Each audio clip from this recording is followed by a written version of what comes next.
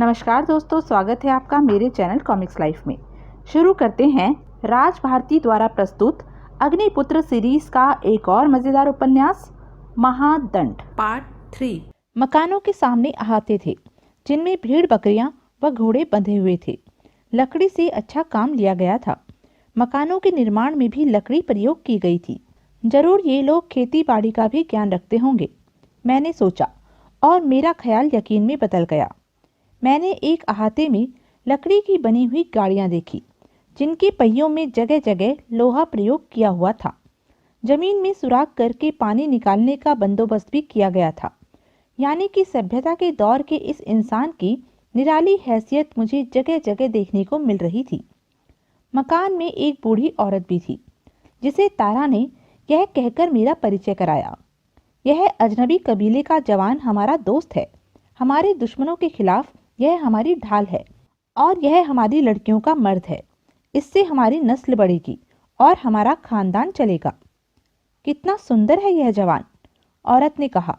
उसने मोहब्बत से मेरा हाथ पकड़ा और अंदर ले गई। यहाँ 2 लड़कियां मौजूद थीं, सीधे सादे लिबास में सुसज्जित सांवली लड़कियां।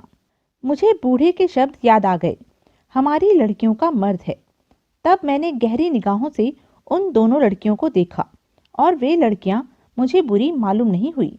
उनकी आंखों में अजीब से खौफ के भाव थे। मैं उन्हें देखकर मुस्कुरा दिया। मैंने कुछ दिन वहां ठहरने का फैसला भी कर लिया। मैं उनकी नस्ल बढ़ाने के तो क्या काम आता, अलबत्ता वह मेरी ज़रूरत पूरी करने के काम ज़रूर आ सकते थे, जिसे उन्हें देखने के बाद ही मैं महसूस करने लगा था। बूढ़ी औरत ने बैठने के लिए मुझे लकड़ी की कुर्सी पेश की और अपनी लड़कियों से दूध लाने के लिए कहा। किसी धातु के बने प्याले में मुझे भेड़ का दूध पेश किया गया। संक्षेप में यह कि प्रोफेसर, नए इंसानों ने भी मेरा स्वागत ही किया और मैंने सभ्यता के दौर में नई जिंदगी आरंभ कर दी। यह युग मुझे बहुत भाया था। इस दौर के इंसानों को कुछ सिखाने की जरूरत नहीं थी। वह प्रगति की राह पर अग्रसर था। नए नए हथियार, सुंदर व मजबूत औजार, जिंदगी गुजारने के नए नए तरीके जो मैंने पूरी बस्ती में घूम फिर कर देखे। इन तरीकों को और बेहतर बनाने में मैं निसंदेह ही उनकी मदद कर सकता था। पर मैं एक सर्वसाधारण की सी हैसियत ही में रहने का फैसला कर चुका था। मुझे अब केवल इस नए दौर का अध्ययन करना था, उनके बारे में पूर्ण जानकारी प्राप्त करनी थी। हाँ, अगर तुम इजाज़त दो तो मैं इस कहानी की पूर्णता के लिए इस कहानी के रंगीन पहलुओं को नज़रअंदाज न करूं। हम इस दौर के हर पहलू के बारे में जानना चाहते हैं, प्रोफेसर दयाल ने जल्दी से कहा। हाँ, तो मैं उस बूढ़ी तारा की दोनों लड़कियों की बात कह रहा था। मैंने सभ्यता के दौर के उस शहर की पूर्ण जानकारी प्राप्त कर ली, उनके रस्मों रिवाज, उनकी मान्यताओं को समझा। लेकिन चूंकि वह उसके बाद की बात है जिस वक्त की दास्तान मैं बयान कर रहा हूँ, इसलिए उनकी चर्चा बाद ही में उचित रहेगी। तो जिस दिन मैं बूढ़े तारा के साथ उसकी बस्ती में उसके मकान में दाखिल हुआ, यह उसी रात की बात है।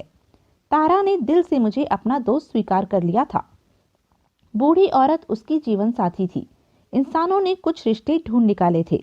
इन्हीं रिश्तों से एक अजनबी या परिचित औरत को अपनी जिंदगी का साथी बना लिया था। प्राय इन औरतों की संख्या 1 से अधिक होती थी। उनको रखने वाला उनसे प्राप्त संतान के प्रति भी जिम्मेवार होता था।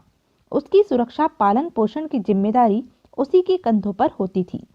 प्राय लोग अजनबी लड़कियों और लड़कों का मिलाप कराते। ऐसे उचित जोड़ों को कुछ रस्मों के साथ एक जगह कर दिया जाता ताकि नस्ल बढ़ती रहे।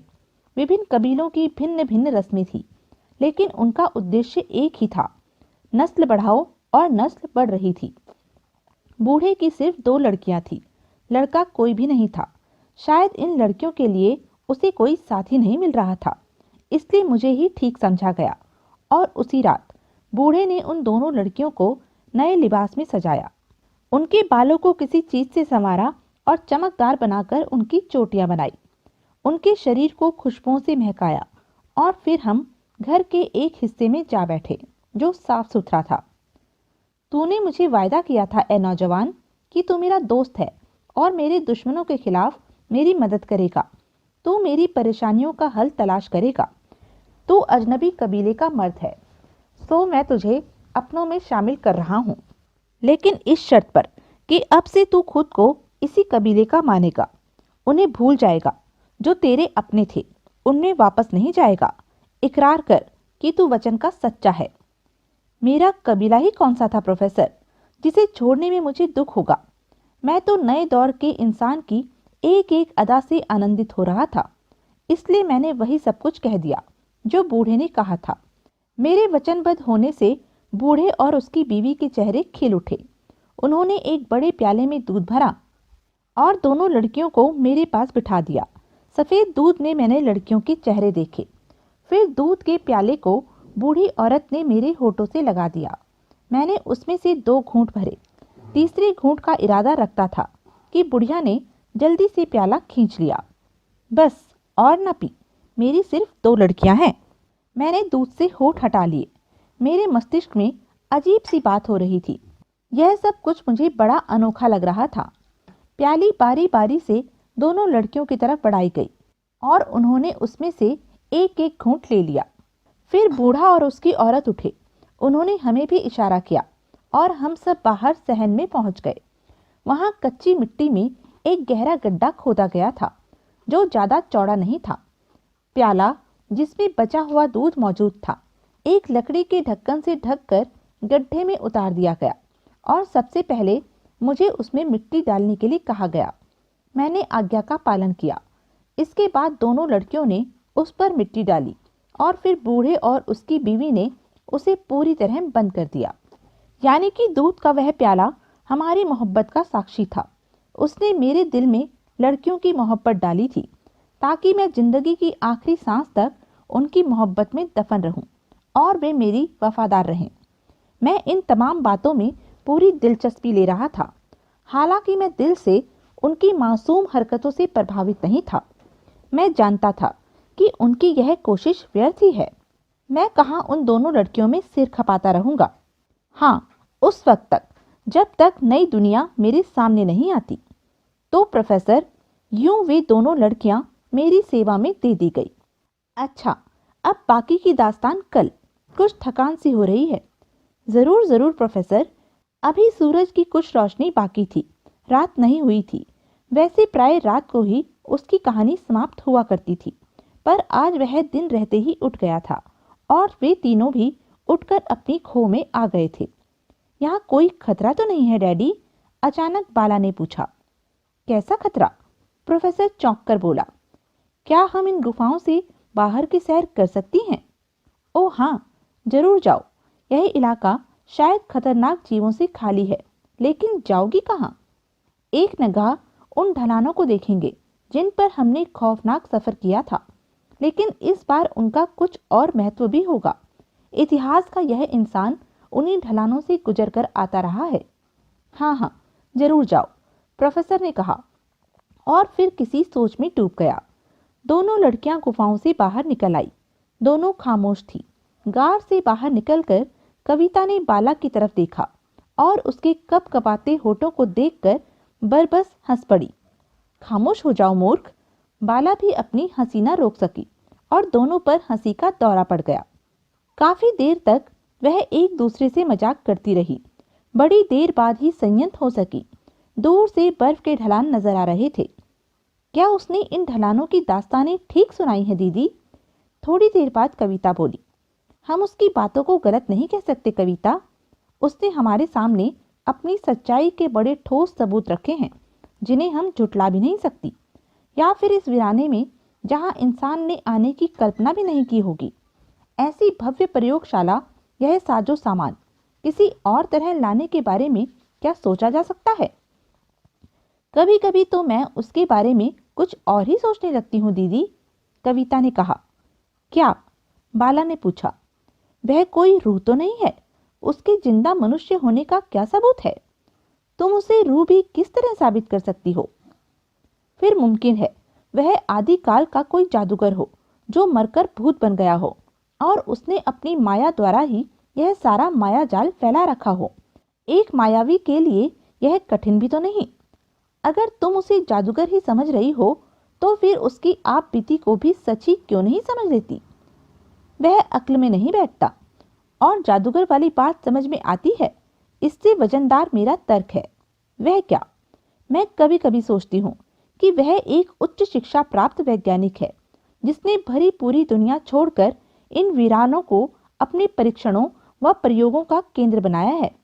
वह विज्ञान व इतिहास का जबरदस्त ज्ञान रखता है, इन विषयों का विशेषज्ञ है और महज समय बिताने को ही अपने अनुभवों के आधार पर यह लंबी कहानी गढ़ी है और हमें सुना रहा है। हमारे आने से उसका एकांत भी मिट गया है। लेकिन तुम यह क्यों भूल रही हो कि वह हमें एक शीशे के बंद ताबूत में मिला था। उसका शरीर विचित्र अवस्था में था। यह भी विज्ञान का कमाल हो सकता है। संभव है वह कोई प्रयोग करने के लिए ताबूत में लेटा हो और संयोग से हम आ गए हो। लेकिन दीदी, उसका चमकदार जिस्म और वह पत्थरों वाला प्रदर्शन। भाई, इस दौर के विज्ञान द्वारा सब कुछ संभव है, लेकिन वह यहाँ रहकर क्या कर रहा है? शायद चांद पर जाने की तैयारियां। मुमकिन है किसी दिन वह अंतरिक्ष में उड़ जाए और फिर उसकी मंजिल कोई रहस्यमय ग्रह हो। हाय दीदी, फिर हमारा क्या होगा? कविता ने भयभीत अंदाज में कहा। उसके चेहरे पर हवाइयां उड़ रही थी। बाला खिलखिलाकर हंस पड़ी, लेकिन कविता गंभीर ही थी। तुम हंस रही हो दीदी, लेकिन अगर तुम्हारा ख्याल सच निकला तो क्या? हम भी किसी अजनबी ग्रह की सैर करेंगे। मैं तो कभी नहीं जाऊंगी, कह ही देती हूँ। और यह डैडी, आज मैं उनसे बात करूंगी। हमें यहाँ आए कितने दिन बीत गए हैं, अब तो याद भी नहीं। बस जिंदगी यहीं तक सीमित होकर रह गई है। रात हो सो जाओ, सुबह हो उठ जाओ, खाओ पियो और उसकी बकवास सुनने बैठ जाओ। सच कहो कविता, क्या उसकी बकवास दिलचस्प नहीं होती? दिलचस्प तो होती है दीदी, लेकिन आखिर कब तक? कोई हद भी हो। डैडी भी मजबूर हैं। क्यों? क्या मजबूरी है? क्या उसकी मदद के बिना हम यहाँ से निकल सकते हैं? तो फिर उससे मदद के लिए कहते क्यों नहीं? वह तो सिर्फ उसकी दास्तान में उलझे हुए हैं और उसके रंगीन किस्से खूब मजे ले लेकर सुनते हैं। कविता ने झल्लाए अंदाज में कहा। बाला हंसती रही, फिर बोली, सचमुच कविता, कभी कभी मैं भी उलझन में पड़ जाती हूँ। उसकी आप बीती नई नई दुनिया की सैर कराती है। हम खुद को उसी वातावरण में महसूस करते हैं। ऐसा महसूस होता है जैसे हम भी उन्हीं युगों में सांस ले रहे हों। लेकिन जब स्वयं पर निगाह जाती है तो एक अनूठे से खौफ का एहसास होता है। न जाने उसकी कहानी कितनी लंबी है। हमें उसकी कहानी पूर्ण होने का इंतजार करना पड़ेगा और उसके बाद उससे अनुनय करेंगे कि वह हमें यहाँ से निकलने में मदद दे। मैं भी चाहती हूँ डैडी उससे इस बारे में बात करें, लेकिन जब सुबह होती है तो दिल चाहता है कि जल्द तैयारियां पूरी हों और उसकी कहानी शुरू हो जाए। वह मायावी है दीदी, सच कहती हूँ, वह मायावी है। हम इसी तरह अगर उसके माया जाल में फंसे रहे तो वह अपनी कहानियां सुनाता रहेगा यहाँ तक कि हम बूढ़े हो जाएंगे। तब वह इस नई दुनिया को देखने निकल पड़ेगा। कविता बोली, आओ इस बारे में डैडी से बातचीत करें। आओ वापस चले। बाला ने कुछ सोचते हुए कहा और दोनों वापस लौट पड़ी।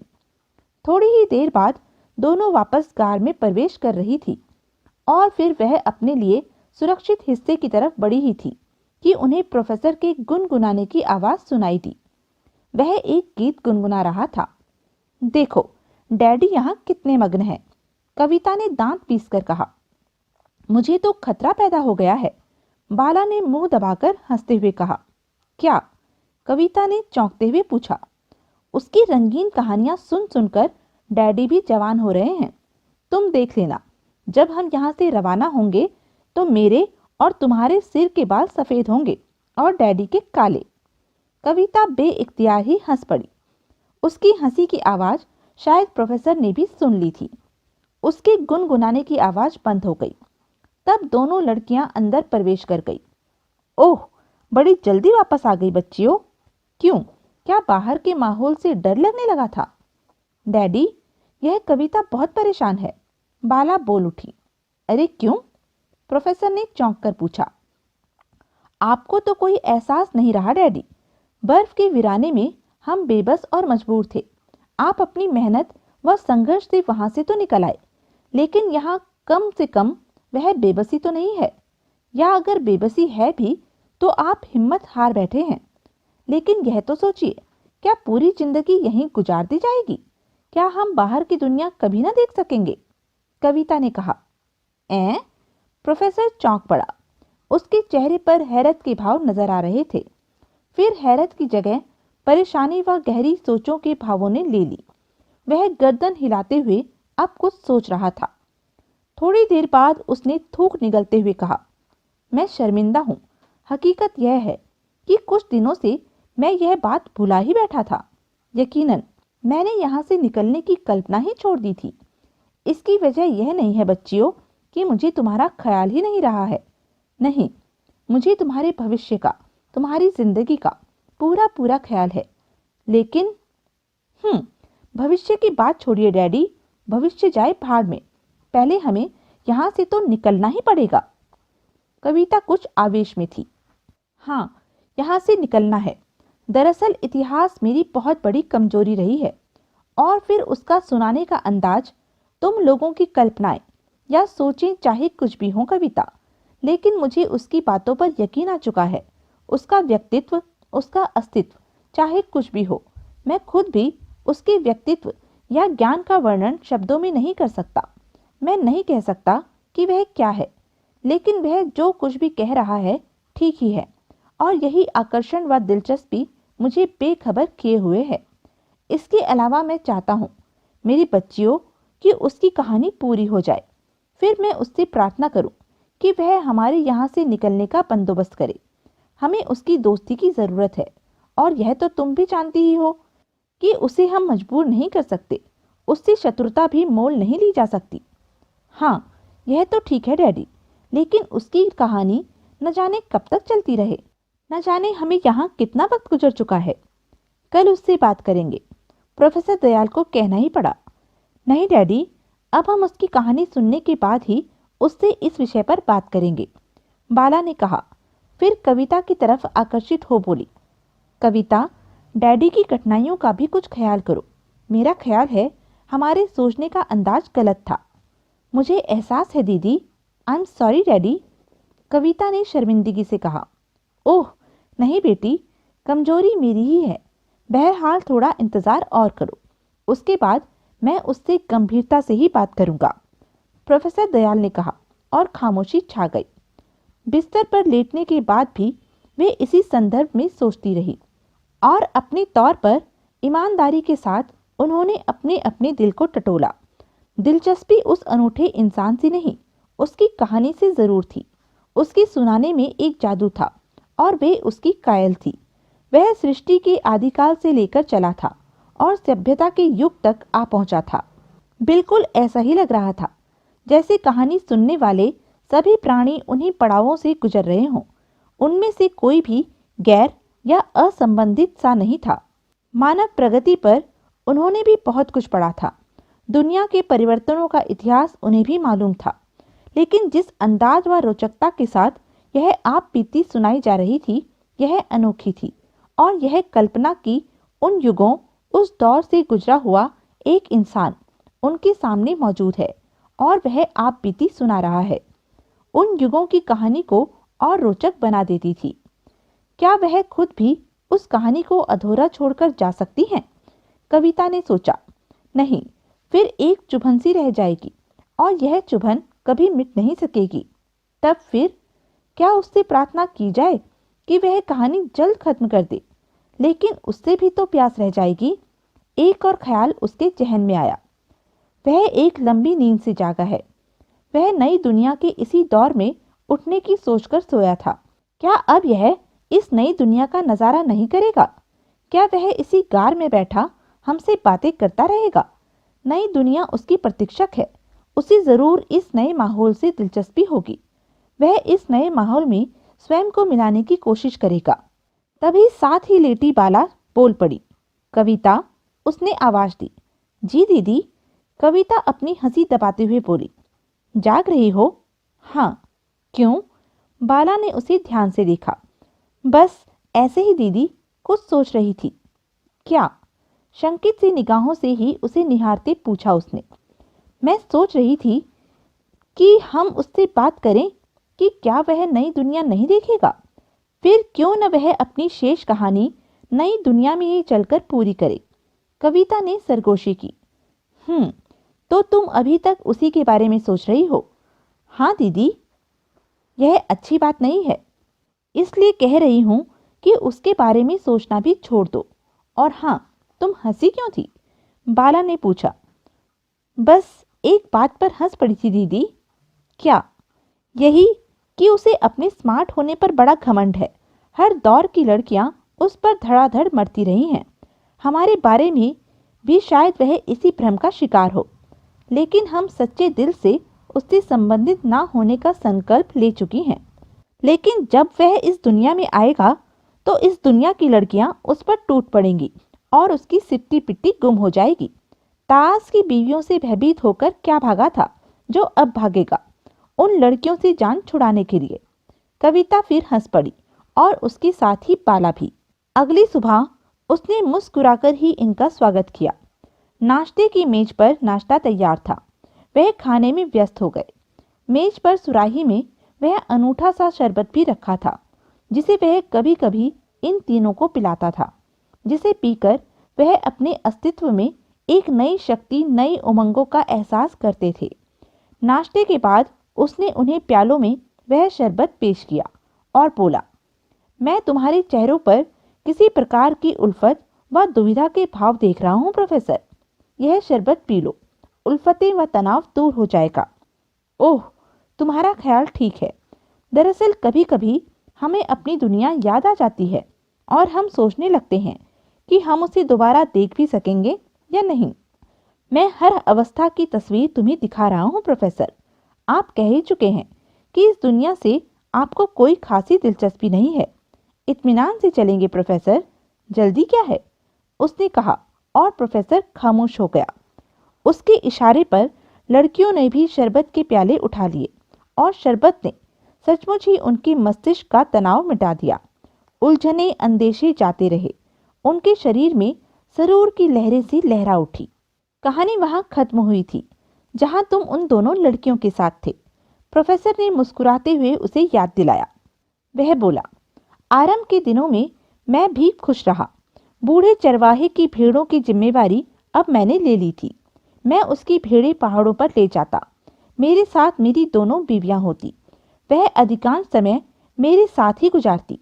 मैं उनसे नई सभ्यता के इन इलाकों के बारे में मालूम करता। उन्होंने मुझे अजीब अजीब बातें बताई थी प्रोफेसर। हालांकि उनकी जानकारी अधिक नहीं थी, लेकिन फिर भी मैंने उनकी बातों से बहुत सी जानकारी हासिल कर ली थी, जिसकी तस्दीक मैंने बाद में की।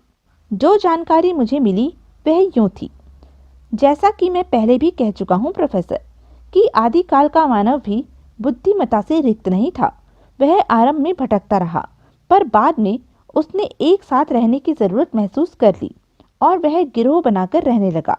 उस दौर में बहुत से विलक्षण बुद्धि वाले लोग मिलकर जरूरत के बारे में सोचते थे, फिर अपनी सोचों पर अमल करते थे। उस युग में भी इंसान मकान बनाता था, वस्त्र पहनता था, बर्तन बन गए थे, खेती बाड़ी करने लगा था। लोग किश्ती द्वारा समुद्र का सीना भी चीरते थे और फिर ये गिरोह एक दूसरे पर हमलावर हो गए। सुख सुविधाओं व बेहतर जिंदगी के लिए संघर्ष शुरू हो गया। ताकतवर गिरोह कमजोर गिरोह पर हावी होने लगे। बहुत से गिरोहों में मित्रतापूर्ण आपसी वातावरण का उदय हुआ और उन्होंने मिलकर आबादियां कायम कर ली। यूं शहर अस्तित्व में आए और इसके साथ ही अस्तित्व में आए प्रशासन व्यवस्था, विभिन्न धर्म और बादशाही, राज्य बने, शासक बन गए और यह सब हजारों साल पहले ही आरंभ हो गया। सभ्यता का आरंभ लगभग 4500 वर्ष पूर्व हो गया था। नील घाटी, वसरात और सिंधु घाटी में वास्तविक शहर बन गए थे। नील और वसरात की नजदीकी घाटियों के खानाबदोश जब खुश्क घाटियों में जिंदगी गुजार ना सके तो उन्होंने दरियाओं के किनारों का रुख किया और वहीं एकत्रित रूप से आबाद हो गए। एकत्रित श्रम द्वारा ही इन दरियाओं पर पुश्ते बनाए और खेती बाड़ी करने लगे। आरंभ में इन गिरोहों में सख्त प्रतिद्वंदिता रही। दिन रात खूनी लड़ाइयां होती रही। शक्तिशाली गिरोह निर्बल गिरोहों पर हावी होते रहे और हुकूमतें कायम करते रहे। दरिया के निकट की खुशहाली खुश्क इलाकों में आबाद गिरोहों को लालच दिलाती और वे दूसरों से मिलकर इन क्षेत्रों पर आक्रमण कर देते। प्राय आक्रमणकारियों को सफलता ही मिलती, लेकिन इसका दुष्प्रभाव दरियाओं की खुशहाली पर पड़ा। नील नदी के साथ साथ मिस्र आबाद हुआ। फिर बसरात क्षेत्र में विभिन्न राज्य बन गए, मसलन कलरानी, बाबली, अशोटी। इन छोटी बड़ी हुकूमतों ने सदियों तक अपना प्रभुत्व व अस्तित्व बनाए रखा। फिर आसपास के ईरानी पूरे इलाके को फतेह करने में सफल हो गए। ये खाना बदोश कबीलों से ज़्यादा बुद्धिमान थे। मिस्र का इतिहास नील की तंग घाटी तक सीमित है। लगभग 5000 वर्ष पूर्व संपूर्ण मिस्र के इतिहास का आरंभ हुआ। मिस्रियों ने रेगिस्तानी इलाके से बसरा कलरिए तक रास्ता बना लिया था। व्यापार शुरू हो गया था। 4300 साल पहले मिस्र क्षेत्र में 2 राज्य कायम थे। एक तो मिस्र का वह क्षेत्र जो नील से लगा हुआ था और दूसरा था नील नदी के डेल्टा में। लेकिन बाद में ये दोनों हुकूमत एक हो गई। विभिन्न गिरोहों के विभिन्न धर्म थे। कोई मूर्ति पूजक था, कोई अग्नि पूजक, तो कोई सूर्य का उपासक। धार्मिक प्रतिद्वंदिता भी खूब चलती थी। शाही खानदान बदलते रहते थे। कभी अग्नि पूजक होते, कभी मूर्ति पूजक और कभी सूर्य के उपासक। चौथे शाही खानदान के मिट जाने के बाद सूर्य के उपासकों की हुकूमत कायम हो गई। उनके विश्वास व मान्यताएं सार्वधिक रहस्य में थी। समूचे मिस्र के बादशाह फारून कहलाते थे। चौथे खानदान की राजधानी फम्पस थी। लंबी नींद से जागने के बाद सर्वप्रथम मैं जिस बस्ती में जाकर ठहरा था वह मिस्र की ही दूर की एक बस्ती थी। तब चौथे खानदान के फारून एबोस का शासनकाल था। फारून चौथे के काल में मैंने एक दिलचस्प जिंदगी गुजारी। आरंभ में तो मैं उस छोटी सी बस्ती तक ही सीमित रहा और यह सब जानकारियां प्राप्त करता रहा। मेरी दोनों बीवियां हकीला और सावल मेरी बड़ी वफादार थी और सच तो यह है प्रोफेसर कि थोड़े ही दिनों में मैं उनकी शराफत और वफादारी का कायल हो गया था। लेकिन मुझे करार कहाँ था। फारून के नुमाइंदे कभी कभी बस्ती में नए नए फरमान व हुक्म सुनाने आ जाते थे और मैं उनकी आन बान को देखकर सोचता कि जब मामूली से कारिंदे इस शान शौकत से रहते हैं तो फारून के दरबार की क्या मान्यता होगी। फारून के दरबार को देखने की ख्वाहिश धीरे धीरे मेरे दिल में चुटकियां ले रही थी। लेकिन उन 2 लड़कियों के चक्कर में मैं घनचक्कर बन गया था। अब मेरा काम केवल इतना ही रह गया था कि मैं बूढ़े तारा की भेड़ चराने ले जाऊं, शाम को उन्हें वापस लाकर अहाते में बंद कर दूं, फिर खाना खाऊं और रात को सो जाऊं। बूढ़ा तारा भी बहुत खुश था। उसे एक बलिष्ठ नौकर मिल गया था। वह रात दिन आराम करता और अब बहुत मोटा हो गया था। प्रोफेसर, दुर्गति बन रही थी तो मुझ जैसे इंसान की, लेकिन मैं सिर्फ एक लाभ उठा रहा था। यानी जिस वक्त मैं भेड़ वापस लाता, खाना पीना और रात होने में कुछ देर बाकी रह जाती तो बस्ती के उन बूढ़े लोगों में जा बैठता जो शाम को एक जगह बैठकर आपस में बातें किया करते थे। यह बातचीत फारून की महानता व भव्यता के बारे में ही हुआ करती थी। वह उसे खुदापन समझते थे। फारून का हुक्म एक तरह से खुदा का हुक्म होता।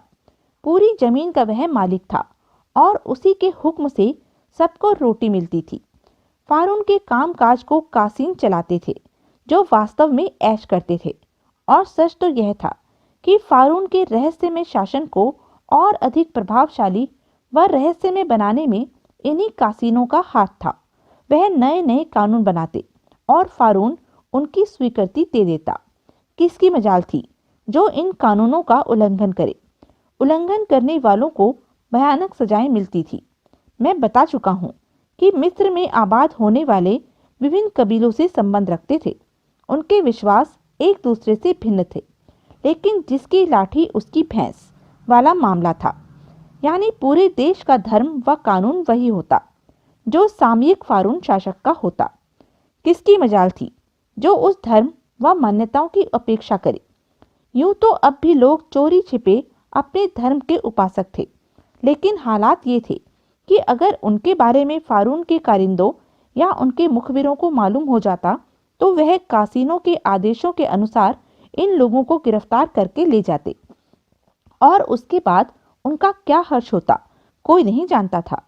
हाँ, यह आज तक का इतिहास था कि उनमें से कभी कोई वापस नहीं आया। वक्त बीतता गया और मैं सभ्यता के उन नए इंसानों के बारे में ज़्यादा से ज़्यादा जानकारी हासिल करता रहा, यहाँ तक कि मैं जो कुछ मालूम करना चाहता था मालूम कर लिया। अब मैं वहाँ से निकल जाना चाहता था। बूढ़ा तारा यूं तो बहुत खुश था, लेकिन उसे इस बात की सख्त शिकायत थी कि मैं एक विशाल डिल डॉल का आदमी होने के बावजूद उसकी लड़कियों को गर्भवती नहीं बना सका था। बूढ़ा अपनी नस्ल बढ़ाना चाहता था और इस सिलसिले में कई बार मुझसे चर्चा कर चुका था, लेकिन मैं मुस्कुरा देने के सिवाय और कर भी क्या सकता था। अब मैं रात दिन इसी सोच में था कि किसी तरह यहाँ से निकल चलूं और फारून की राजधानी का रुख करूं। तब मेरे दिमाग में एक तरकीब आई और मैंने इस युक्ति को ही क्रियान्वित करने का फैसला कर लिया। लेकिन इसमें एक कठिनाई थी। वह यह थी कि इस ढंग से मैं फारून के दरबार तक पहुंचना चाहता था। उसमें बूढ़ा और उसका परिवार भी फंसता था। ये लोग मुफ्त में मारे जाते। मैं यह नहीं चाहता था। बूढ़े की पूरी बस्ती भी खतरे में पड़ सकती थी। मैंने पहले उससे अलग हो जाने का फैसला किया। एक शाम मेरी बूढ़े से कटु वार्ता हो गई। जंगल में मैंने एक भेड़ मारकर भून ली थी। शाम को मैं वापस आया और बूढ़े ने भेड़ों की गिनती की तो एक भेड़ कम पाई। उसने सख्ती से ही इसके बारे में पूछताछ की तो मैंने कह दिया कि मैं इस बारे में कुछ भी नहीं जानता। तू अपने डिल डॉल के विपरीत बड़ा निकम्मा इंसान निकला। मैंने तुझे अजनबी समझकर शरण दी, अपनी बेटियां तेरे हवाले की, लेकिन तू उनसे औलाद भी न पैदा कर सका। बेहतर है तू मेरी बेटियों से रिश्ता तोड़ दे और आज ही यहाँ से चला जा। ठीक है तारा, मैंने तेरी लड़कियों को छोड़ा। इस तरह नहीं, जमीन खोदकर दूध का प्याला निकालकर फेंक दे। मैंने जमीन खोदने का औजार लिया और जमीन खोदकर वह प्याला निकाल लिया जिसका दूध कभी का सूख चुका था। तब बूढ़े की दोनों बेटियां रोती चिंगाड़ती आई और बूढ़े को भला बुरा कहने लगी। पर अब तो जो होना था हो चुका था। बूढ़ा बाहर आया और उसने बस्ती के लोगों को एकत्रित करके बताया कि अब उसका मुझसे कोई संबंध नहीं रहा है। मुझे बूढ़े या इसके खानदान से संबंधित ना समझा जाए। बस्ती के लोगों ने मुझे नफरत से देखा, लेकिन बहरहाल मैं आज़ाद हो गया था और अब मुझे किसी चीज़ की परवाह न थी। मैं बस्ती से निकल आया और उस दिशा में चल पड़ा जहाँ के बारे में मुझे मालूम हुआ था कि यह रास्ता राजधानी को जाता है। रफ्तार सुस्त थी। मुझे तो मालूम था कि मुझे कितनी दूर चलना होगा। बहरहाल मैं चल दिया था। मेरी आंखों में शाही दरबार की भव्यता व ऐश्वर्य का नक्शा घूम रहा था। मैं उस अनूठे व अनोखे माहौल को देखना चाहता था जिसकी भव्यता और महानता की ना जाने कितनी कहानियां सुनी थी मैंने। मैं उन लोगों में अपनी हैसियत के बारे में सोच रहा था। और फिर एक दिन और एक रात का सफ़र ही तय हुआ था प्रोफेसर कि मैं एक शाम एक बस्ती में जा निकला। बस्ती देखकर मुझे खुशी ही हुई थी कि यहाँ मुझे कुछ खाने को मिल जाएगा, लेकिन इसकी वीरानी देखकर मुझ पर हैरत के पहाड़ टूट पड़े थे। आखिर यह बस्ती कैसी है? यहाँ के लोग इतने खामोश क्यों हैं? क्या पूरी बस्ती ही वीरान है? घरों में चिराग रोशन है लेकिन आबादी नहीं है। मैं इस आश्चर्यजनक मकानों के बीच से गुजरने लगा और अंततः एक मकान के दरवाजे पर रुककर दस्तक दी। कौन है? अंदर से एक डरी डरी आवाज़ सुनाई थी। बाहर आओ, मैंने कहा। दरवाज़ा खुला और एक सहमे हुए चेहरे ने बाहर झांका। मैं भूखा हूँ, मुझे कुछ खाने को दो, मैंने कहा। छुप जाओ, भाग जाओ, क्यों हमारी जान के ग्राहक बने हुए हो? झांकने वाले ने कहा और खटाक से दरवाज़ा बंद कर लिया। मेरी समझ में कुछ नहीं आया। बहरहाल मैंने दोबारा दस्तक देना मुनासिब नहीं समझा। हाँ, इतना अंदाजा था कि बस्ती के लोग किसी खौफ से खामोश हैं, लेकिन यह कैसा खौफ है और क्यों है? मेरे मन में जिज्ञासा उत्पन्न हो गई, लेकिन हालात ऐसे थे कि खौफ की यह वजह कहीं भी तलाश करना संभव नहीं था। अभी मैं सोच ही रहा था कि अचानक मेरे कानों में साजों की आवाज़ पड़ी। यह बस्ती की पहली आवाज़ थी और मेरे कान इस आवाज़ से अपरिचित नहीं थे। मेरे कदम आवाज की लहरों की तरफ ही आगे बढ़ने लगे। थोड़ी देर बाद ही मैं उस मकान के सामने आ पहुंचा, जिसमें खूबसूरत रोशनी हो रही थी। अंदर से मर्दाना कह कहूं की मस्ती से भरी आवाजें सुनाई दे रही थी। जरूर अंदर बहुत से लोग थे और साज यहीं बज रहे थे। मैंने घूम फिर कर इस विशाल मकान को चारों तरफ से देखा। मकान के पिछवाड़े की तरफ एक बड़ा सा अहाता था। उस मकान के अंदर जाने का यह भी एक रास्ता था, लेकिन यह रास्ता बहुत से घोड़ों की मौजूदगी की वजह से बंद हो गया था। असंख्य चाक चौबंद व बलिष्ठ घोड़े खड़े थे, जिनसे अंदर मौजूद लोगों की संख्या का अंदाजा लगाया जा सकता था। तब मैं सामने वाले मुख्य दरवाजे पर आ गया। यह मजबूत दरवाजा अंदर से बंद था। मैंने दरवाजे पर दस्तक दी, लेकिन साजों और कहकहों के शोर में दस्तक किसी ने ना सुनी। मैंने दूसरी बार जोर से और तीसरी बार और अधिक जोर से दस्तक दी, लेकिन अंदर के मदमस्त लोग कह कह लगा रहे थे। अगर मैं भूखा न होता प्रोफेसर, तो यकीनन मुझे गुस्सा न आता और मैं दरवाज़ा खुलवाने की कोशिश करता रहता। लेकिन भूख बड़ी तेजी से लग रही थी और मज़े की बात तो यह थी कि अंदर से गोश्त के भुनने की मन भावनी खुशबू भी उठ रही थी। इसलिए खुद पर नियंत्रण रख पाना कठिन हो गया। मैंने बाएं कंधे से एक जोरदार टक्कर उस दरवाजे पर दे मारी। हालांकि दरवाजा बहुत मजबूत था, लेकिन मुझे भूख भी तो बड़ी तेज लग रही थी। दूसरी तरफ से कुछ चीखें सुनाई दी। दरवाजा चौखट सहित उखड़कर किसी पर जा पड़ा था और दरवाजे के नीचे दबे लोग चीख रहे थे। साज एकाएक ही खामोश हो गए, कह कहे एकदम रुक गए।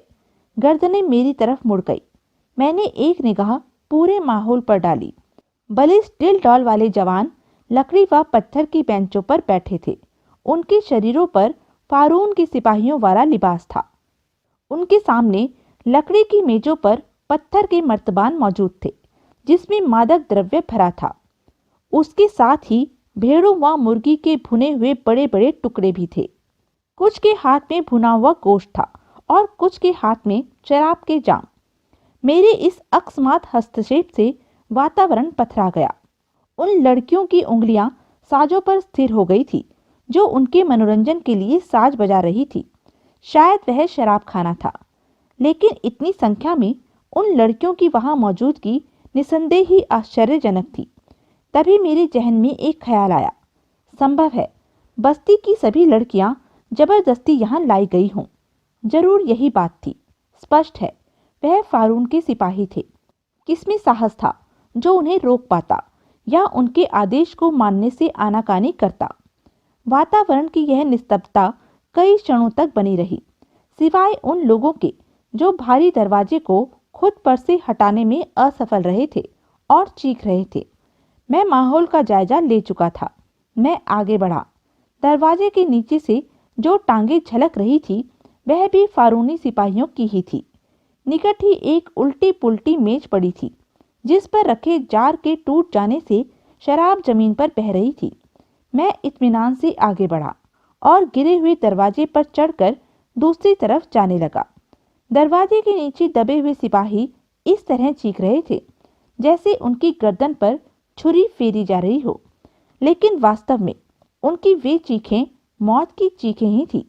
दरवाजे में लगी कीलें मेरे वजन से उनकी खोपड़ियों में उतर गई थी और अब वह दरवाजे के नीचे पानी से निकली मछलियों की तरह तड़प रहे थे। लेकिन मैंने उनकी तरफ ध्यान नहीं दिया और आगे बढ़ता रहा। फिर मेरे सामने सबसे पहली मेज आई, जिसके गिर्द एक देवकाय सिपाही एक लड़की के साथ मेरी तरफ देख रहा था। लड़की के कोमल शरीर पर खून की लकीरें नाच रही थी। उसके गालों पर दांतों व खरोंचों के निशान उजागर थे, जिनसे खून छलक रहा था। मैंने यह सब देखा और फिर मेज पर रखी भेड़ की संपूर्ण रान को, जिससे उठती भाप से सौंधी सौंधी महक उठ रही थी, हाथ बढ़ाकर उठा लिया और फिर दोनों हाथों में दबाकर उसे दांतों से उधेड़ने लगा। मैं जिस अंदाज से अंदर दाखिल हुआ था और मेरा जो दिल डौल व बलिष्ठता थी, उसने कुछ क्षणों के लिए उन सबको प्रभावित कर दिया था, लेकिन फिर वे संभल गए। हॉल में कुछ गुर्राहटें उभरी, जिनमें सबसे स्पष्ट गुर्राहट उस शख्स की थी जिसकी मेज के गिर्द मैं खड़ा था उसका चेहरा कबूतर के खून की तरह सुर्ख हो गया था और दांत भयानक अंदाज में निकल आए थे। फिर वह एक वहशियाना चीख के साथ मुझ पर झपटा, लेकिन मैं जवाब के लिए तैयार था। हाथ में पकड़ी भेड़ की रान ही मैंने पूरी शक्ति से घुमाई और उसके मुंह पर दे मारी। छोटी सी रान की हड्डी इतनी मजबूत नहीं थी, लेकिन बहरहाल वह मेरे हाथ में थी और मैंने मारी भी जोर से थी। फिर कोई घातक परिणाम देखने में क्यों ना आता। उसके माथे ने गाढ़ा खून उगल दिया था, जिसमें से कुछ खून भुनी हुई रान को भी लग गया था। उसकी चीख बहुत भयानक थी। खून उसकी आंखों में भर गया था और वह अंधों की तरह दोनों हाथों से मुझे टटोल रहा था। लेकिन मैंने रान से इंसानी खून भी साफ नहीं किया। इत्मीनान से ही फिर उसे उधेड़ने में मगन हो गया। उसके साथियों को शायद मेरी यह दरिंदगी से भरी हरकत बहुत पसंद आई, क्योंकि ना तो कोई उसकी मदद के लिए उठा था और ना ही किसी ने एक भी शब्द मुंह से कहा था, बल्कि इसके विपरीत कईयों के चेहरे पर मुस्कुराहट नाच उठी थी। लेकिन उसकी हालत बहुत खराब थी। वह अब लहराने लगा था और उसके गले से दबी दबी दर्दनाक चीखें उभर रही थी और फिर वह कटे हुए वृक्ष की तरह ही जमीन पर ढेर हो गया। मैं पूर्ण निश्चिंतता के साथ ही उसके सीने पर पांव रखे खाता रहा। मैंने उसकी कुर्सी खींची और बैठ गया। मैंने दूसरे लोगों की तरफ देखा। सभी अपने अपने शगल में मगन थे, नशे में मस्त हुए जा रहे थे। वह शख्स अभी भी उसी तरह पड़ा था जिसे मैंने घायल किया था। उसमें होश के आसार नहीं थे, या फिर शायद वह मर चुका था। कुछ देर बाद एक लड़की मेरे पास आई। मैंने गोश्त के टुकड़े से कुछ गोश्त नोच कर उसे दिया और फिर दोनों कोहनियां मेज पर टिकाते हुए उससे पूछा, तुम्हारा नाम क्या है? आइला। लड़की ने संगीतमय आवाज में जवाब दिया। इस बस्ती का क्या नाम है? अनकिया। उसने हैरत से ही मुझे देखा और उसकी हैरत का कारण समझ गया। मैंने गर्दन हिलाते हुए ही उसका आश्चर्य दूर करना चाहा। हाँ, तुम देख रही हो, मैं इनमें से नहीं हूँ। मैं तुम्हारी बस्ती में अजनबी हूँ। मुझे इन लोगों के बारे में बताओ। मैं इन लोगों के बारे में कुछ नहीं जानता। ये खुदाबंद एबोस के सिपाही हैं। मौत इनके कदमों में लौटती है। जिस तरफ निकल जाएं, इनका आदर करना सबका फर्ज है। इनके पवित्र हुक्म को मानना जरूरी है, वरना जिंदगी साथ छोड़ देती है। लेकिन तुमने यह क्या कहा? ना तुम इनके बारे में जानते हो, ना और इस बस्ती के बारे में। मैं तुम्हारे खुदाबंद एबोस के बारे में भी नहीं जानता। उसे देखना चाहता हूँ, उससे मिलना चाहता हूँ, मैंने कहा। तुम्हारा संबंध कौन से कबीले से है? लड़की ने पूछा। मैं अपने आप में ही एक कबीला हूँ। क्या इन लड़कियों में से कोई भी अपनी मर्जी से इनके पास आई है? नहीं, यह सब बस्ती की लड़कियां हैं। बुजुर्ग इसी दिन को तो डरते थे कि कहीं सिपाहियों का कोई दस्ता इस तरफ ना आ जाए, और वे आ गए। उन्होंने शराब, गोश्त व लड़कियों की मांग की। किसी में भी तो इनके हुक्म को टालने का साहस नहीं था। लेकिन तुम? लड़की ने अपना सवाल फिर दोहराना चाहा। मैं बहुत दूर से आया हूँ, काले पहाड़ों के बीच से। तुम मेरे बारे में नहीं समझोगी। हाँ, अपने खुदाबंद के बारे में जरूर समझाओ। अपने खुदाबंद? लड़की ने चारों तरफ देखते हुए कहा और फिर सहमे हुए अंदाज में बोली, नहीं अजनबी, ऐसा मत कहो। वह सबका खुदाबंद है। उसकी श्रेष्ठता मानने में ही जिंदगी है। ऐसा ना कहो, वरना वे भूखे भेड़िए तुम्हारे जिस्म के टुकड़े टुकड़े कर देंगे। मेरे होठों पर मुस्कुराहट फैल गई। फिर मैं बोला, लेकिन मैं उसे खुदाबंद किस तरह कहूँ जिसे मैंने देखा ही नहीं? क्या शहर यहाँ से ज्यादा दूर है?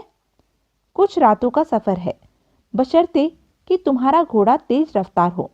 लेकिन फिर भी खुदाबंद को सिर्फ चढ़ते चांद की तीसरी रात में देख सकते हो, जब वह महान कासिन सालामूस के साथ मफीद के कलश में दर्शन देता है। खूब, मैंने दिलचस्पी से कहा, और फिर गोश्त की चिकनाहट में डूबी हुई उंगलियां अपने लिबास से साफ कर ली। मैंने भर पेट खा लिया था। मैंने पानी मांगा और उसे पीने के बाद डकार ली। क्या मैं इन सबको कत्ल कर दूं? मैंने लड़की से पूछा। नहीं नहीं, अब इनको ना छेड़ो। इन्होंने अपने साथी की मौत बर्दाश्त कर ली है। आओ, उठो, मेरे साथ आओ। अगर तुम अजनबी हो तो इन खूनी भेड़ियों के बारे में कुछ नहीं जानते होंगे। वे नशे में चूर हैं। अगर होश में आ गए तो उठो, आओ। उसने मेरा हाथ पकड़ा और एक तरफ चल पड़ी। न जाने वह मुझे कहाँ और क्यों ले जा रही थी। अंततः वह मुझे लिए उस मकान के पिछवाड़े के एक कमरे में पहुंच गई और अंदर प्रवेश कर दरवाजा बंद कर लिया। फिर उसने दरवाजे से पीठ लगा ली। उसने मुझसे कहा, हे अजनबी, मुझे अपने बारे में बताओ। बता चुका हूँ, मैं काले पहाड़ों के उस पार से आया हूँ और यहाँ अजनबी हूँ। लेकिन इस कदर अजनबी क्यों हो? क्या तुम्हारे कबीले के लोगों ने तुम्हें मिस्र की हुकूमत के बारे में नहीं बताया है? मैं अपने कबीले का अकेला ही प्राणी हूँ। ओह, बाकी कहाँ गए? उसने हैरत से पूछा और फिर खुद ही एक सिसकी लेकर बोली, मैं समझ गई, शायद उन सबको कत्ल कर दिया होगा। मुझे तुमसे हमदर्दी है अजनबी। कभी मेरा कबीला भी यहाँ का शासक था। मेरी माँ बताती है, यह बहुत पुरानी बात है और उसके बाद हालात बदल गए। अब अगर हम किसी से कह दें कि हमारा संबंध उस शाही खानदान से है, तो शायद ये लोग हमारी बोटियां करके आपस में बांट लें। मैं मुस्कुराकर रह गया। वह गलत फहमी में थी। खैर, यही बेहतर था। मेरे बारे में उसने स्वयं ही एक धारणा बना ली थी। मैं बेमकसद बातों से उलझ रहा था। वह मेरे निकट बैठ गई और मुझे अजीब सी निगाहों से देखने लगी। तुम उन वहशियों से काफी अलग हो, हालांकि तुम उनसे ज्यादा शक्तिशाली व बहादुर हो। क्या वे बहुत जालिम हैं? जालिम से भी बड़ा कोई शब्द हो तो कहो। उनकी नजरों में इंसानी जिंदगी की कोई कीमत नहीं। वह इंसान और कुत्ते में कोई फर्क नहीं समझते। खूब, तो मेरा ख्याल ठीक ही है। उन्होंने तुम लोगों को जबरदस्ती पकड़ा है। मैं बता चुकी हूँ कि वे सब मजबूर व असहाय लड़कियां हैं जिन्हें उनके घरों से हाँक कर निकाला गया है। न जाने कितने विरोध करने वाले कत्ल कर दिए गए और इस वक्त आसपास की बस्तियों में भी न जाने क्या हो रहा होगा। क्या मतलब? क्या यह काफी तादाद में यहाँ मौजूद हैं? हाँ, वह किसी अभियान से वापस लौट रहे हैं और अब राजधानी को लौट रहे हैं। जिस इलाके में रात हो जाएगी उसके आसपास की निकट की बस्तियों में तबाही जरूर आएगी। यही इनका काम है। वे टुकड़ियों में बंटकर विभिन्न बस्तियों से निकल गए होंगे, जैसे यह टुकड़ी यहाँ आई है। मैंने गर्दन हिलाते हुए कहा और किसी सोच में गुम हो गया। साफ था, मैं किसी के लिए कुछ नहीं कर सकता था। इंसान ने हर दौर में सभ्यता के लबादे ओढ़ रखे हैं, लेकिन मेरा तो अनुभव यह है प्रोफेसर कि जब भी वह इन लबादों से झांकता है, पहले से ज्यादा वहशी और खूंखार नजर आता है। खैर, उस लड़की से मुझे बहुत सी काम की बातें मालूम हुई। वह उस शराब खाने के मालिक की बेटी थी और यहीं रहती थी। और प्रोफेसर, फिर उस लड़की ने मुझे निमंत्रण दिया। फिर अगली सुबह पिछवाड़े से हमने उस हॉल में आकर देखा। मेजें उल्टी पड़ी थी, कहीं कहीं खून के बड़े बड़े धब्बे नजर आ रहे थे। बोतलें टूटी पड़ी थी, यानी कि बर्बरता व दरिंदगी के सभी चिन्ह मौजूद थे। हाल में कोई भी जीवित प्राणी नहीं था। क्या वे लड़कियों को अपने साथ ले गए? मैंने शाइला से पूछा। नहीं, उन्हें उनके घरों में धकेल दिया गया होगा। शायद वे दरिंदे अभी कहीं निकट ही मौजूद हैं, वरना बस्ती के हर घर से रोने पीटने की आवाजें आ रही होती। शाइला ने बताया और फिर चौंक कर बोली, न जाने मेरी माँ कहाँ है, और वह एक तरफ दौड़ती चली गई। यहाँ अब मेरा कोई काम नहीं था और फिर अब यहाँ रुकना बस्ती वालों को भी परेशानी में फंसाना था। मुमकिन है जख्मी शख्स होश में आ गया हो और होश में आने के बाद उसने मेरे बारे में पूछा हो और अब बदला लेने की चिंता में हो। मेरी कोई बात नहीं थी, लेकिन अगर ये लड़कियां भी उस प्रतिशोध की भेंट चढ़ गई तो वे अकारण ही बर्बाद हो जाएंगी। फिर प्रोफेसर, मैं अब किसी नए चक्कर में पड़ना भी नहीं चाहता था। मैं एक सीधी सादी जिंदगी गुजारना चाहता था, लेकिन उस विशाल इमारत के बाहर कदम रखते ही मैं ठिठक गया। जहां तक निगाह जाती सशस्त्र सिपाही नजर आते। उनके घोड़े जमीन पर खुर मार रहे थे और उनके सामने जमीन पर उस शख्स की रक्त रंजित लाश रखी थी। मेरा शिकार शायद होश में आ ही नहीं सका था। उन सब का रुख मकान की तरफ था और वे खामोश खड़े थे, लेकिन उनकी संख्या उन लोगों से काफी अधिक थी जो रात को उस मकान में मौजूद थे। शायद दूसरी बस्तियों में फैले सिपाही भी सिमटकर वहीं आ गए थे।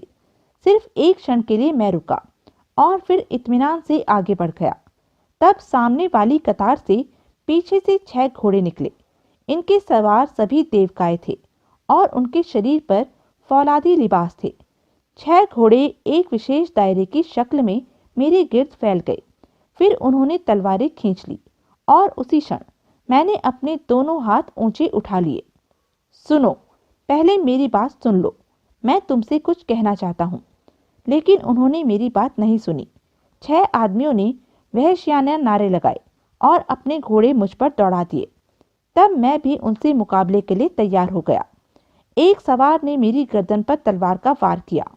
मैंने झुककर उसका वार खाली कर दिया और फिर उसके घोड़े की टांग पकड़कर उसे मरोड़ दिया। घोड़ा हिनहिनाकर बुरी तरह नीचे गिरा।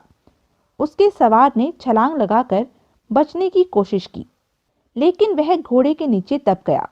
इस बीच दूसरा सवार भी पहुंच गया। उसने तलवार का भरपूर वार किया, लेकिन मैंने उसके साथ भी वही व्यवहार किया था। लेकिन अब दूसरे सवार मुझ पर हमला इसलिए नहीं कर रहे थे कि मैंने उनके साथियों को ढाल बना रखा था। अब भी वक्त है, मेरी बात सुन लो, वरना तुम्हारे जितने भी साथी मेरे हाथों मारे जाएंगे उसके जिम्मेदार तुम होंगे।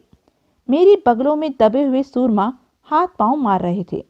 वह मेरे चंगुल से निकल जाना चाहते थे, लेकिन अपनी सारी कोशिशों के बाद भी वे ऐसा नहीं कर सके थे। तब एक घुड़सवार घोड़े से उतरा। उसने हाथ के इशारे से उन चारों घुड़सवारों को लौट जाने को कहा, जो अब भी मुझ पर हमला करने का उचित अवसर तलाश कर रहे थे। सवार हट गए तो वह मुझसे संबोधित हुआ, इन्हें छोड़ दो, मैं तुमसे बात करने को तैयार हूँ। मैंने इत्मीनान के साथ ही उन दोनों सिपाहियों को छोड़ दिया, जिनकी हालत बहुत बुरी थी। मेरी गिरफ्त से निकलकर वह भाग गए। मैं उस शख्स के सामने आ खड़ा हुआ। तुम कौन हो यह शख्स, और तुमने खुदाबंद की कौम को क्यों ललकारा है? क्या तुम्हारे खुदाबंद ने तुमसे यही कहा है कि तुम बस्तियों को इस तरह बर्बाद करते फिरो, मासूम बस्ती वासियों को इस तरह परेशान करो? क्या तेरा संबंध इस बस्ती से है? उसने पूछा। पहले मेरी बात का जवाब दो। सारी धरती खुदाबंद एस्मोस की है और वही हर शख्स की जान और माल का मालिक है।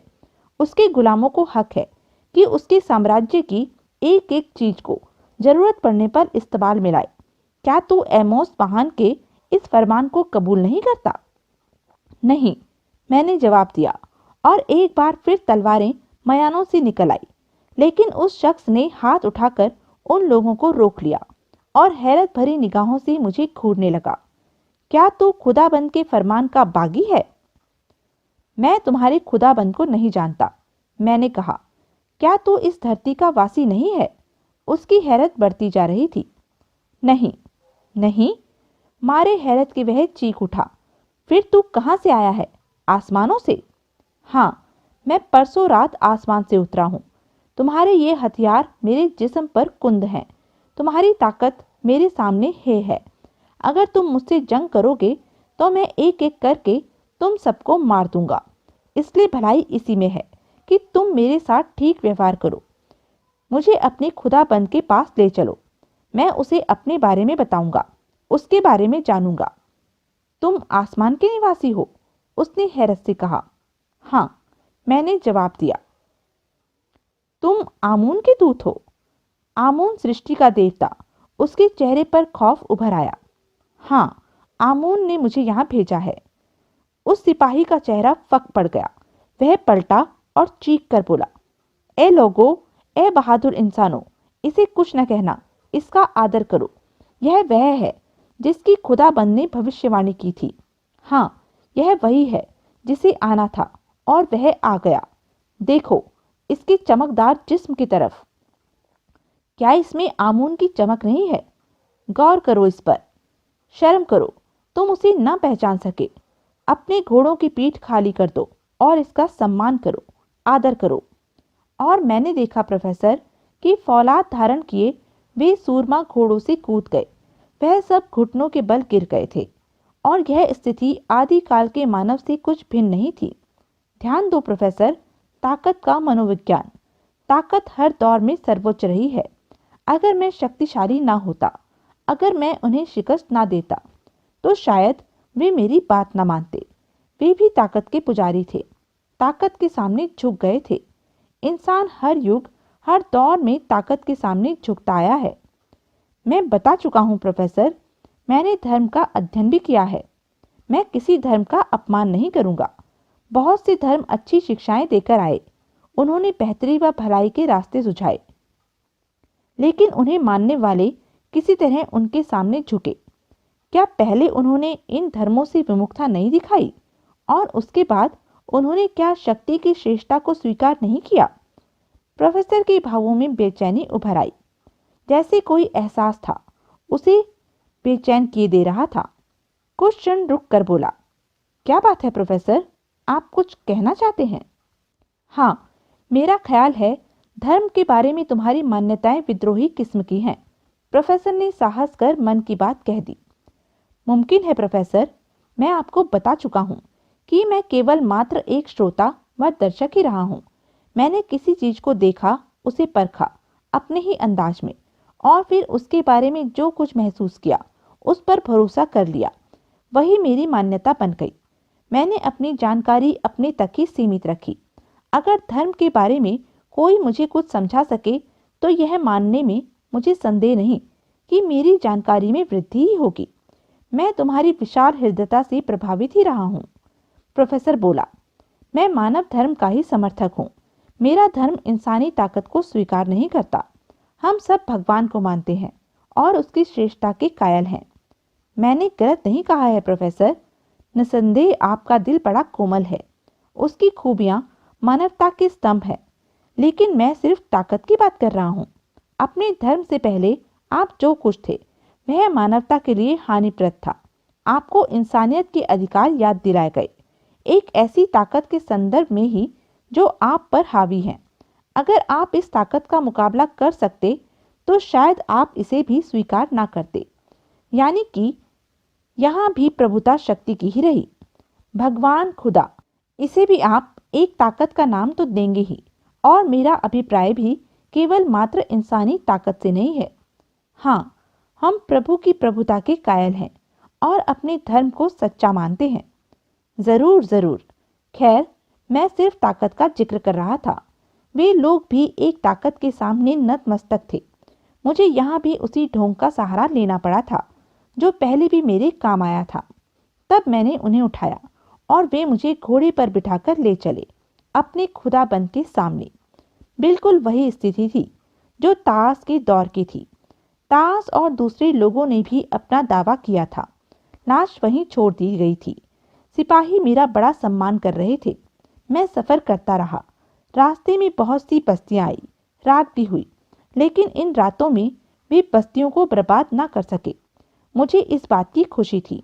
अब मैं फारून के दरबार की तरफ जा रहा था। मैं खुदा का बेटा, इन शब्दों पर जोर देते वह हंस दिया। उस दौर के खुदा से मिलने जा रहा था प्रोफेसर। प्रोफेसर एक गहरी सांस लेकर रह गया। क्षण भर को रुक सुन उठे इंसान ने एक निगाह अपने सुनने वालों पर डाली। उन्हें पूर्णतः मंत्रमुग्ध व तल्लीन पाया तो उसने अपनी दास्तान आगे बढ़ाई। बोला, और अंततः हम राजधानी के निकट पहुंच ही गए।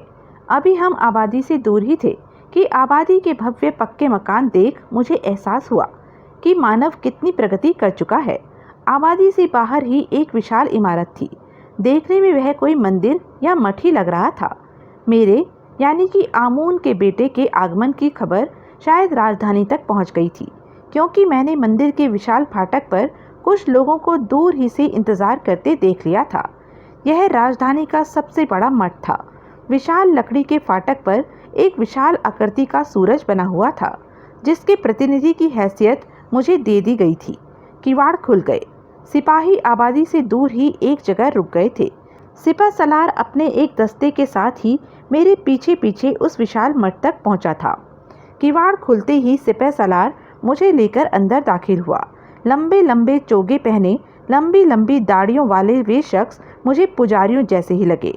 सिपाहियों ने पुजारियों के इस समूह का झुककर अभिवादन किया और एक बार जमीन पर घुटनों के बल झुकने के बाद वे जैसे उठना ही भूल गए थे। सालार ने आगे बढ़कर सिर नवाते हुए ही पुजारियों को मेरे बारे में बताया। लंबी दाढ़ी वाले चौंक चौंक कर मुझे देखने लगे। फिर वे मेरे निकट आ गए। किसी ने मेरे बदन को घूर कर देखा। फिर उनमें से एक बूढ़ा पुजारी सिपा सलार से संबोधित हुआ।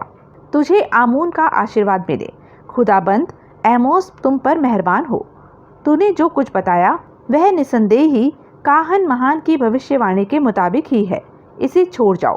काहन महान ही यह खुशखबरी मिस्र वासियों को सुनाएगा। हम इसे काहन महान के सामने पेश कर देंगे। सिपा सलार के आदेश पर सिपाही उठकर सीधे हुए और फिर उन पुजारियों की तरफ पीठ किए बिना ही वह उल्टे कदमों चलते लौट गए। बूढ़े पुजारियों का गिरोह मेरे गिर्द फैल गया। वह मुझे किसी अजूबे की तरह देख रहे थे और मेरे बारे में आपस में बातें कर रहे थे। उनकी टिप्पणियां भी खासी दिलचस्प थी। प्रोफेसर, सच ही में बड़ा अनूठा है, निराला है। लेकिन काहन महान की भविष्यवाणी इतनी जल्दी सच कैसे हो गई? अभी तो वह वक्त नहीं आया। उनमें से एक ने कहा था, यह तो काहन महान ही जाने। दूसरा बोला, काहन महान तो मठ में है नहीं। हाँ, उन्हें खुदाबंद एल्मोस ने सलाह मशवरे के लिए बुलवाया है।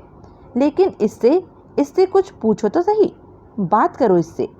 क्या वह हमारी बात समझेगा? अगर वह आमून का हरकारा है, देवता पुत्र है, तो इसे क्या ना आता होगा? एक बूढ़े ने कहा। फिर वह एक दूसरे पुजारी को संबोधित करता हुआ बोला, तुम काहन महान के हुजूर में जाओ और इसके आमद की इत्तला दो। इस मामले में यकीनन काहन महान को हमारी काहिली नागवार गुजरेगी। मैं जाता हूँ। हालांकि मेरी ख्वाहिश भी उस बातचीत में शामिल होने की है जो इससे होगी, लेकिन मैं ये भी जानता हूँ कि काहन महान तक यह इत्तला पहुँचाना भी आवश्यक है। मैं जाता हूँ, उसने कहा और फाटक की तरफ बढ़ गया। मैं सुर्ख पत्थरों से बने उस धर्म स्थान के उस विशाल कक्ष को देख रहा था जिसमें चारों तरफ देवी देवताओं की तस्वीरें बनी हुई थी। उनमें कुछ एक तस्वीरें ही नई थी और अधिकांश बेहद पुरानी। अजीब से चित्र थे और असंख्य कहानियां उन चित्रों में छुपी हुई थी। चारों तरफ सरसरी निगाह डालकर मैं बूढ़ों के उस हुजूम की तरफ आकर्षित हो गया जिनके चेहरों पर विचित्र से भाव थे। वे मेरे प्रति अविश्वास लिए थे और भयभीत भी नजर आते थे। तब एक बूढ़े ने मुझसे बातचीत की। क्या तू हमसे बातचीत करेगा? सूर्य के प्रतिनिधि?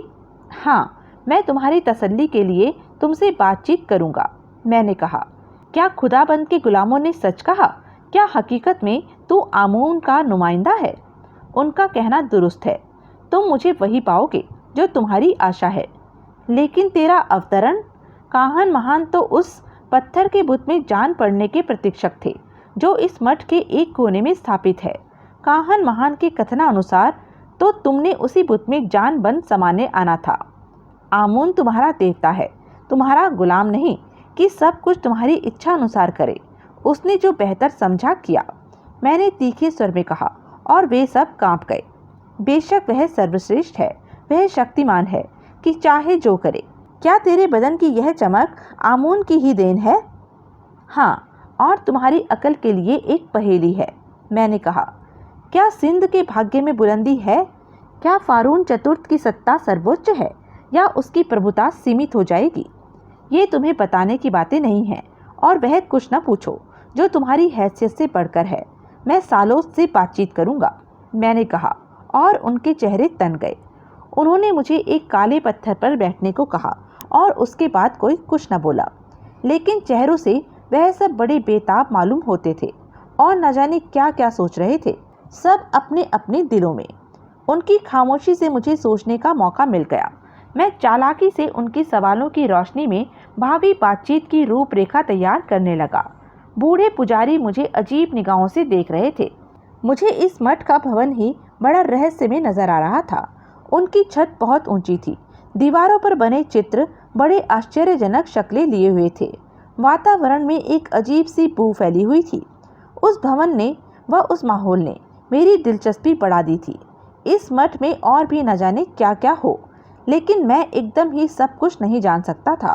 मुझे धीरे धीरे ही उनके बारे में मालूम हो सकता था। काफ़ी देर बीत गई। पुजारी पथरीले मुजरिमों की तरह खामोश खड़े थे। तब फिर अचानक हॉल के दरवाजे पर कदमों की आवाज़ें सुनाई दी। फिर दरवाजे में एक लंबा तगड़ा बूढ़ा नजर आया, जिसका स्वास्थ्य ईर्ष्या योग्य था। हालांकि उसकी उम्र अत्यधिक मालूम होती थी। उसकी दाढ़ी सीने से नीचे लटकी हुई थी, मूछें दाढ़ी में गुम थी। भुएं भी बर्फ की मानिंद सफ़ेद व ज़रूरत से ज़्यादा चौड़ी थी। लेकिन पूरे चेहरे में सबसे जानदार चीज़ उसकी बड़ी बड़ी आंखें थी, सुर्ख आग की मानिंद आंखें, जिनमें मक्कारी व चालाकी कूट कूट कर भरी हुई थी। वह मेरे सामने आया, कुछ एक क्षण मुझे देखता रहा और फिर अचानक घुटनों के बल झुक गया। यानी कि उसने मुझे वह स्वीकार कर लिया था जो वे मुझे समझ रहे थे। दूसरे पुजारियों की हालत उससे भी ज़्यादा खराब हो गई थी। वे सब औंधे मुंह गिर पड़े और उनके शरीर कांप रहे थे।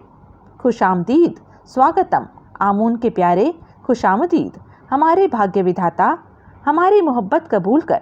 भाग्य हमारे कि तू हमारे बीच आया, कि हमारी बेनूर आंखों में तुझे देखकर रोशनी आई। उठो पवित्र पुजारियों, उठो, दीपमाला करो, मुनादी करा दो पूरे मिस्र में कि वह आ गया है जो हमारे लिए बरकतें लाया है। जाओ, एक एक चप्पे को रोशन कर दो। पुजारी उठे व जल्दी से बाहर जाने लगे। तब बूढ़ा काहन महान मेरे निकट आ गया। वह बड़े ध्यान से मुझे देख रहा था और मैंने उसके होठों पर व्यंग्यपूर्ण मुस्कान महसूस की। हमें खुशहाली की, संपन्नता की दुआ दे आमून के पैगंबर। हमें बता कि क्या तू कोई नया धर्म लेकर आया है? नहीं, मैं तुम्हारे लिए सिर्फ बरकतें लाया हूँ। मैं तुम्हारे हाथ मजबूत करने आया हूँ। लेकिन तेरे बदन पर चमक कैसी है? क्या रात की कालिमा में यह मंद पड़ जाती है? नहीं, रात को यह चमक और बढ़ जाती है।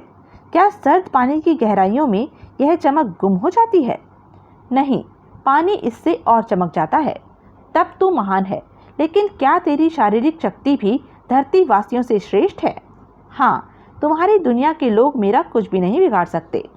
तब तू महान है, बूढ़े ने अजीब से लहजे में कहा। लेकिन खुदाबंद एमोस, वह मेरे कहे को सत्य ही पाएगा। तब तो श्रेष्ठ है हम सबसे।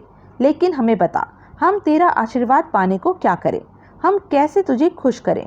और तू यह भी बता कि तूने कौन कौन से रास्ते अपनाए हैं। हमें दरस दे के कि हम कौमों पर फतह कैसे हासिल करें। और मैंने उस चालाक इंसान की बातों पर गौर किया। मुझे वह बूढ़ा हद से ज़्यादा फरेबी और मक्कार मालूम हुआ। बहरहाल प्रोफेसर, मेरी उम्र उनसे लाखों साल ज़्यादा थी।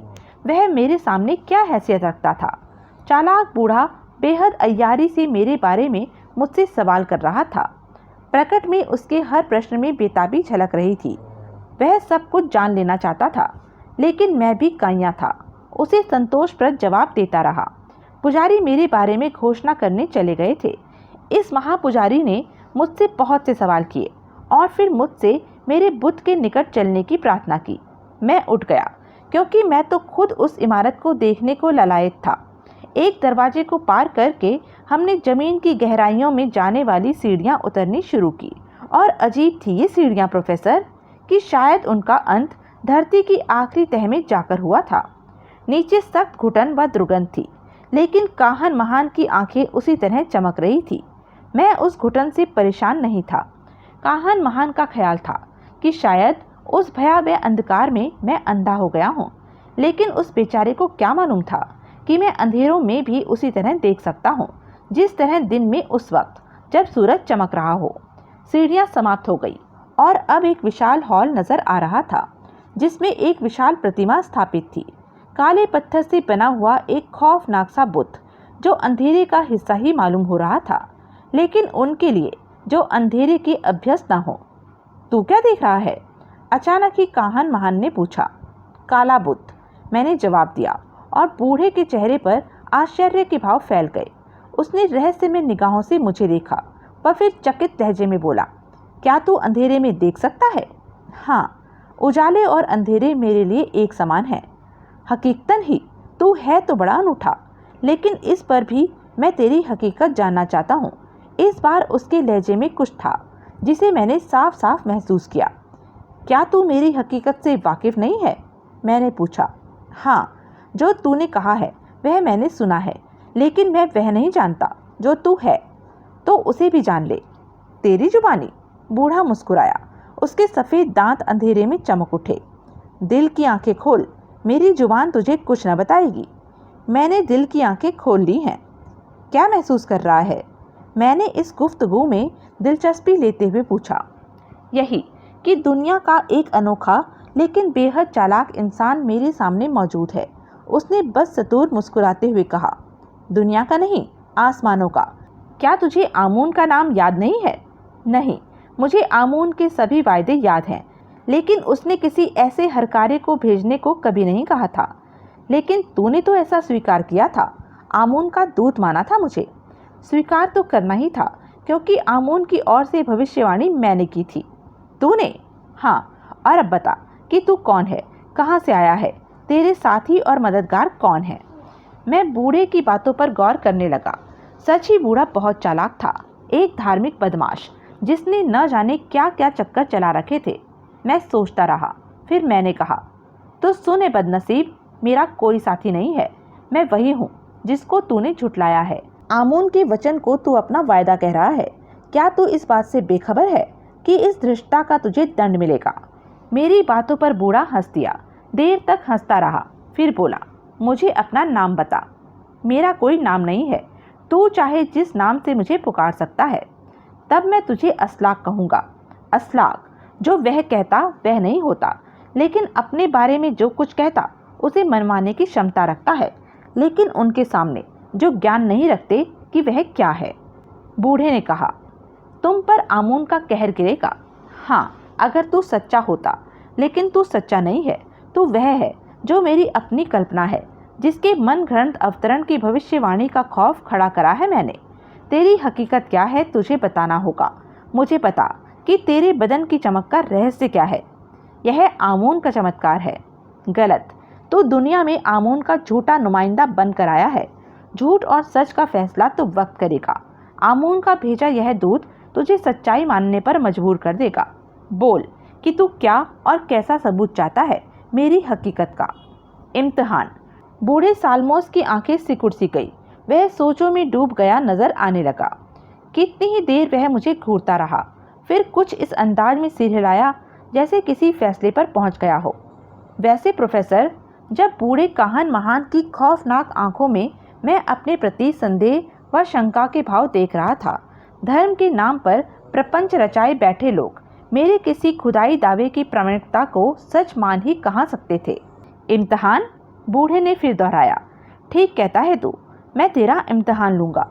और यह समझ अनजान नौजवान कि मशवरा दे तूने अपने अंजाम को और खौफनाक बना दिया है। आ, मेरे साथ आ, तू काहन महान का मेहमान है। और फिर प्रोफेसर, वह मुझे लेकर वापस चल पड़ा। वह मुझे उन दुर्गंध में अंधेरों से बाहर निकाल लाया था। तो यह थी अब तक की कहानी। आगे की कहानी जानने के लिए बने रहें मेरे साथ। और हाँ, मेरे चैनल को लाइक, शेयर और सब्सक्राइब करना ना भूलें।